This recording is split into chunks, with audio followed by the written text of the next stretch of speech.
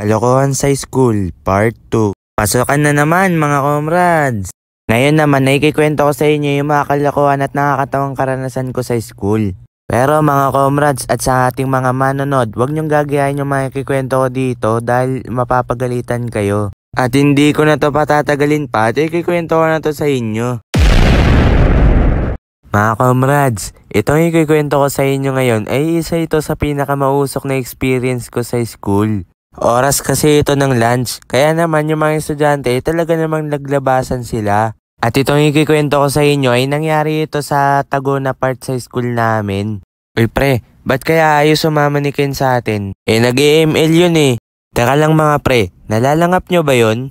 At yun, nakita namin yung mga dati naming tropa na nag-iossi doon banda. Hanggang sa nahuli sila ng guard. At yun, napagaidan sila. At ang masama pa nito ay pinagkikwentuhan sila sa school namin.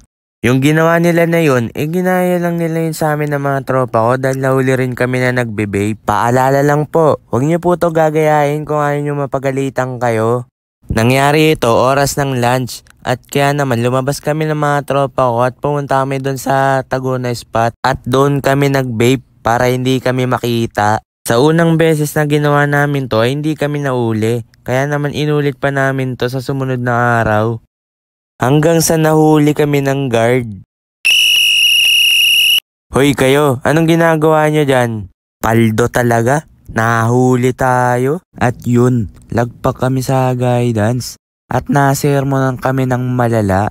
At ang masama nito ay pinagbawal na kami na lumabas tuwing oras ng recess at lunch sa loob ng isang linggo. Mga comrades, mahilig din ba kayo maglaro ng soccer? Dahil tuwing uwian, kami ng mga tropa ko ay naglalaro talaga kami ng soccer sa hallway. Naalala ko nga palagi namin pinapangit yung bola para hindi madaling saluin.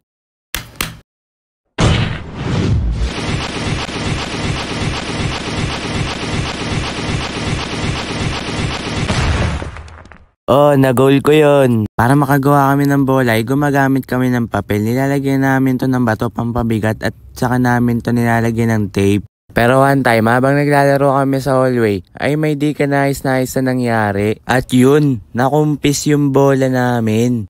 Simula nung nakumpis yung bola namin, ay palagi na lang bote ng may laman tubig yung ginagamit namin.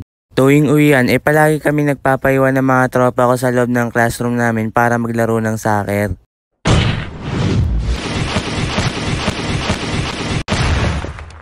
Oh, na-goal ko yun. Pero habang naglalaro kami ng soccer kasama yung mga tropa ko, ay may hindi ka nais-nais na nangyari pero hindi ko ma-explain kung paano ito nangyari, basta panoorin nyo na lang. Ganito kasi yon.